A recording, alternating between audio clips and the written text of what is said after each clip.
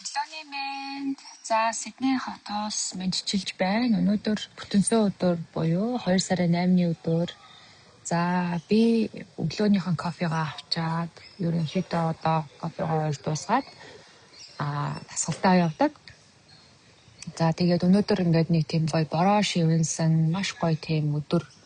Гэсэн хэрнээ салхихгүй дулаахан тийм гоё өдөр байна. Тэгээд ийм өдөр ерөнхийдөө би өглөөдөө гараад бодлоо зэгцлээд ингээд суух ерөнхийдөө бол маш их дуртай. За тэгээд одоо 7 болж байгаа. Миний хойно ингээд нэлээд олон хөшин хүмүүс ингээд одоо энгийн хөшин хүмүүс ингээд хоорондоо цуглараад эдгээр сая өглөө бүр алхсан гинэ. Би ингээд тал яриаг нь сонсч байсан чинь тэгээд одоо энд кофе уугаа сууж байна. Тэгээд одоо бүтэнсөө өдрийн өглөө штэ. Тэгээд ер нь маш их тийм спортлог хөдөлгөөн хийдэг тийм арт түмэн. Тэгээд би бол нөгөө хөшин хүмүүсээр нь бол бүр айгүй бахархдаг штэ.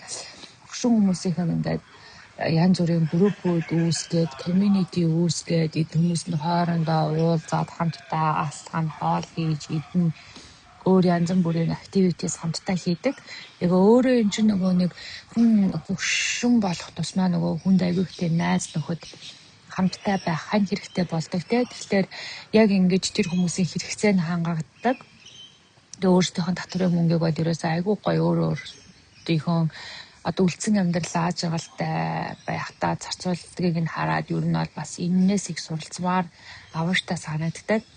За ерөнхийдөө бол би энэ бичлэгээрээ бас яг яагаад ингээд нөгөө богино хэмжээний бичлэг хийх болсон тухайгаа бас миний 2 дахь шалтгаан юу байсан бэ гэхээр миний бас нэг сонссон подкастн дээр хүн одоо яаж нэг өөрийнхөө ярих чадвараа сайжруулах вэ гэдэг ийм нэг би одоо подкаст сонссон. Тэгээд хамгийн гол нь бид нар чинь нөгөө сонсон юм амьдралдаа хэрэгжүүлэхгүй бол тэрийг сонсоод яах юм те.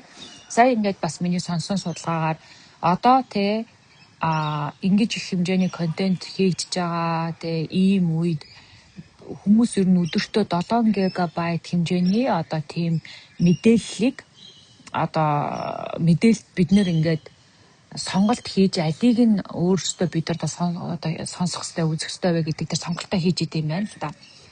Гэдэг чинь 7 гигабайт гэдэг чинь бол аюу их штэ тий. Тэгэхээр үнэхээр тэрнээсээ бид нар ямар нэгэн зүйлийг нь өөртөө авч үлдэж гэнэ гэдэг чинь бас өөрөө чухал тий. Тэгэхээр миний тэр сонссон яаж өөрийнхөө ярих чадвараа сайжруулах вэ гэсэн тэр подкастн дээр юу гэж хэлж ирсэн бэ гэхээр хүн ер нь бол ингээ зарим хүмүүс гэдэгтээ би угаасаа ярих чадваргүй, би ярьдаггүй маа.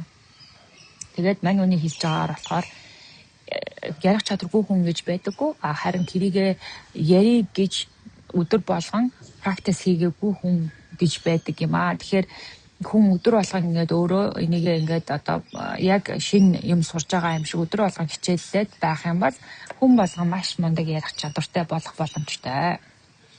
За тэгээд мань хүний хэлж байгаагаар хамгийн эхлээд хийх ёстой алхам юу вэ гэхээр өөрийгөө эхлээд нэг 5 минут ч хамаагүй рекорд хийгээд тэгээд тэрнийхээ дууг нь басгаад сонсоод үзгэнэ. Бүр ингээ ямар ч одоо авиа одоо дууг нь бүр ингээ багсангуудаад өөрийгөө ярьж явах хэвээр ямар үйлдэл хийж байна. Одоо би ингээ гараа хөдөлгөөд байгааз тэрийг анзаарах юм байна. Тэгээд өөрөө ингээ тэрэн дээр анализ хийгээд хэрвээ ямар нэгэн тийм хэрэггүй хөдөлгөөнүүд хийгээд байвал тэрийгээ дараа нь яаж хасах вэ? 2 дахь удаага дуугийн дуутаа сонс гинэ. Тэгээд ер нь ямар тийм дутуу суулууг хэрэгжилж ийн вэ гэдгээ бас өөрөө анзаараад тэгж өөртөө дүн шинжилгээ хийгээд багаар дараагийн удаа тэрийгээ багасгах байдлаар давтамжтайгаар хийсний үндсэн дээрээс хүн болгон зэгцтэй зөв ярих боломжтой болдог юм аа гэсэн зүйлийг би сонссон учраас би ч гэсэн ер нь бол нэг 5-6 минутын бичлэг хийнгээ хүмүүст хэрэгтэй мэдээлэл өөрийнхөө сонссон зүйлээ бусдад хүргэнгээ өөрийнхөө бас ярих чадварыг сайжруулах бодолтой байгаамаа. За тэгээд та ч гэсэн хэрвээ энэ бичлэгийг үзэж байгаа бол та өөрийнхөө ярих чадварыг сайжруулахад ямар арга хэрэглэдэг вэ? Тэрийгээ бас бидэнтэй надтай хуваалцаарай. Яагаад вэ гэхээр хүн ер нь өөртөө тохирсон аргаал олох нь зөв штэ тий. Хоёрт гэх юм бол та бас миний одоо ярихдаа та нэг ингэж сайжруулвал зүгээр юм уу гэсэн зүйл байвал энэ комментс дээр бас надад хуваалцаарай. Тэгээд бүгдээрээ хамтдаа хөгжцгөөе тий. Би нөгөө өмнө нас бичлэг хийжсэн. Тэгээд тэр үед хүмүүс юу хийж ирсэн бэ гэхээр би нөгөө ярьж байгаад ингэдэг гинэ гэдэг гинэ. Тэгээд би тэрийгээ өстө үнээр анзаарч байгаагүй. Тэгсэн чинь нэг хүн миний тэр бичлэгний комментэн дээр ингэж хэлсэн аахгүй. Ингээд амар тийм шүлсээ татаж ярих юм аа гэд.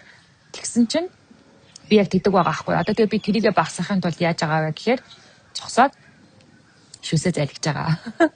Тийм тэгээд иймэрхүү байдлаар цөмөрөө нэлийн өвчнөө юм сонсоод байдаг. Тэрийгэ бид нар амжилтаа хэрэгжүүлэх юм бол тэрийг юу н сонсож яах юм тий. Тэгэхээр ийм учир шалтгааны үүднээс ийм бага хэмжээний бичлэг хийж эхэлж байгаамаа. Тэгээд надад зөвлөх зүйл байвал коммент дээр үлдээгээрэй. За тэгээд өнөөдөр бүгдээрээ гэр бүлтэйгээ гэр бүлгүй хүмүүс нь ч гэсэн өөрийнхөө дуртай зүйлийг хийгээд амралтын өдрөө сайхан өнгөрүүлээрэй.